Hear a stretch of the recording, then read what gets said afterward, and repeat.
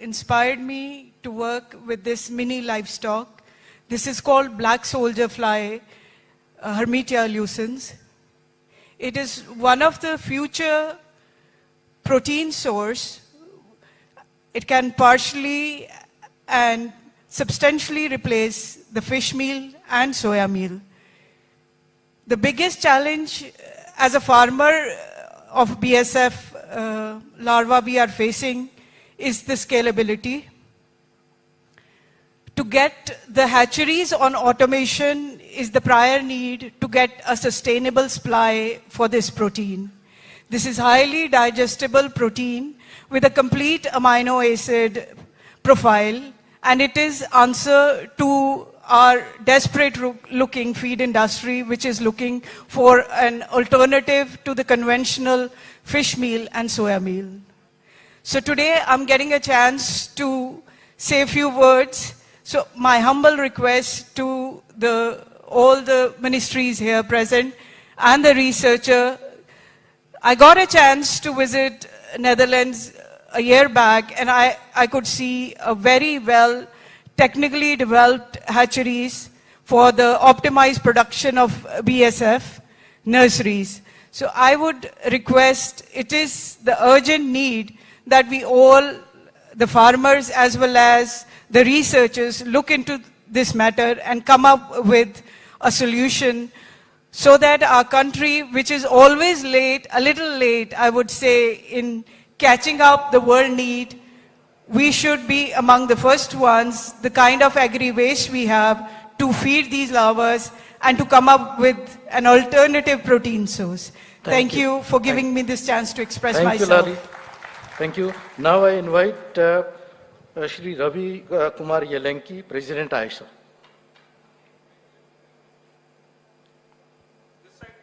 Here, sir. Of the dignitaries on the dais and off the dais, good afternoon to everybody. We have just gone through a record-breaking year of seafood exports, 73,000 crores. Out of that, if you see, shrimp aquaculture contributed to a tune of 70%. I mean, almost 50,000 crores. Out of that, 70% comes from Andhra Pradesh, from the state of Andhra Pradesh. So 35,000 crores is the contribution from shrimp farming of Andhra Pradesh. And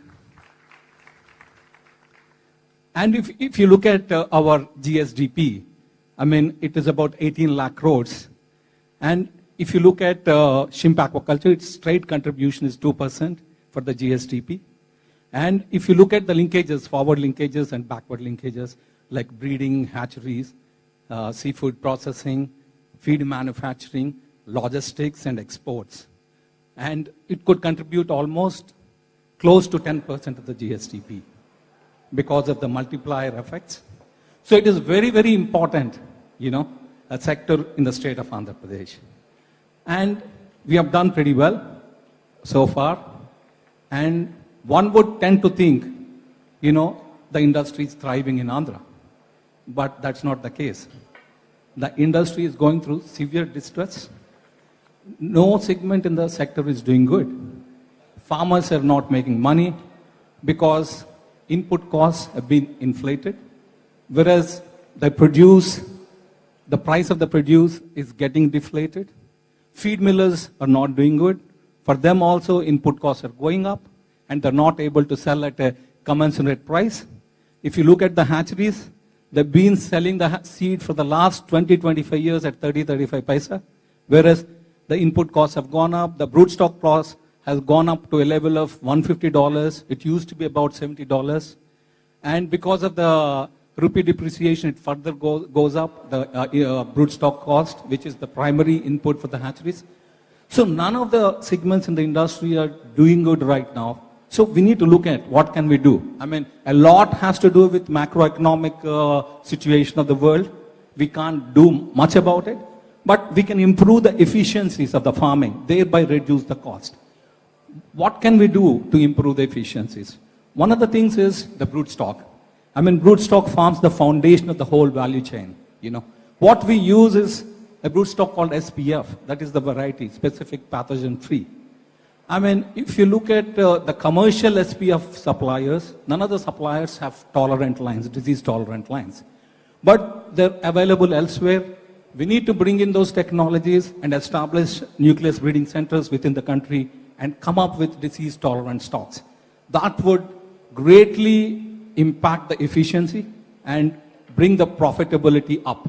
The farmers are going to increase their profitability, thereby the entire sector could thrive. That is one thing. Ravi ji, we are running out of time. Yeah. And one more thing, sir, we need to look at diversified markets. We need to look at domestic market as well. It's not just about the export market. And we need to have discipline. We need to go for crop breaks in between so that, we can overcome the diseases. These three are important. Diversified markets, broodstock, tolerant broodstock, and discipline among the farmers. These three could improve our efficiencies. Thank you very much for the opportunity, Thank sir. you. Thank you, Ravi ji. Now, next I invite Shri Pawan Kumar ji, who is President, Seafood Exporter Association of India.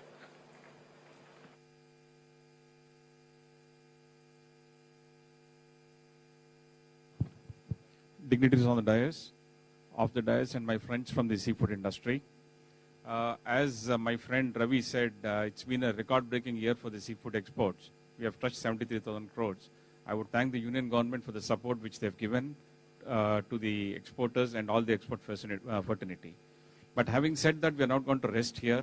Our next target is about 1 lakh crores by the year 2030. That has been the target set by our Prime Minister, for which there are few short-term and long-term challenges which need to be addressed.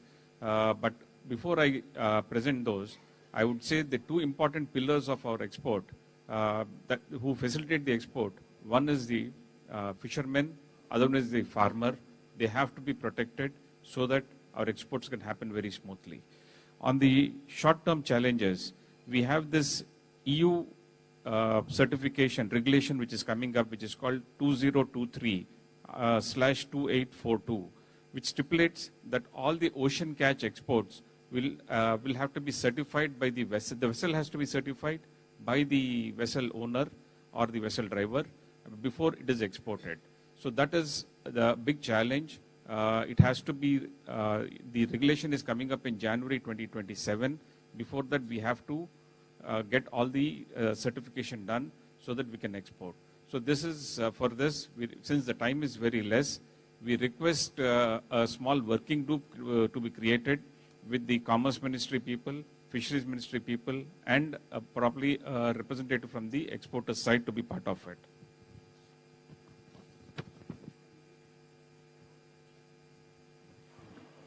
The next is the most important thing, again from the aquaculture side, is regarding the fish meal prices, which has gone up by 120% in the last 6 months. That is posing a challenge to our farmers because the fish meal is the most ingredient part in the feed manufacturing. So there is a threat that the feed cost might shoot.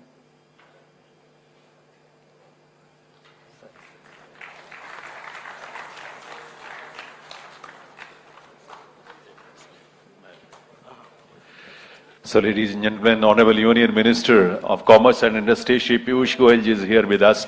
Please put your hands together to extend a very warm welcome to Honorable Union Minister of Industry and Commerce. And I will request Dr. Surabhi Rai ji, Joint Secretary, Department of Fisheries, please come on the stage to honor and welcome Honorable Union Minister of Commerce and Industry, Government of India, Shri Piyush Goyal ji, with a shawl, with a bouquet, and memento, ladies and gentlemen. आपकी तालियों के साथ, करतल ध्वनि के साथ बहुत बहुत स्वागत अभिनंदन है माननीय केंद्रीय वाणिज्य और उद्योग मंत्री श्री पीयूष गोयल जी का।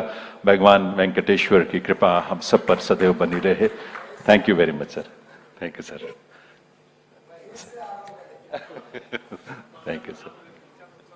Thank you, sir. आपका बहुत बहुत स्वागत है, sir. So the next interaction is with Dr. Mohammad Daud Seth, who is President, Indian Marine Ingredient Association, Bangalore.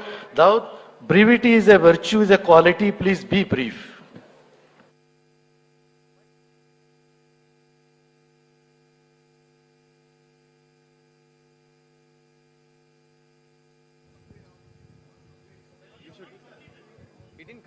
Yeah, any?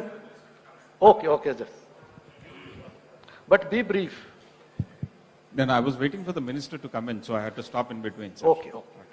So the challenge about the fish meal is that because of most of the ingredients in the most important ingredient in the feed is the fish meal, sir. And 80% of the fish meal which is produced in India is getting exported, and the domestic fish meal price has gone up by 120%. That is posing challenge to the aquaculture farmer. So that needs to be addressed quickly so that the production cost doesn't go up for the farmer. True, noted.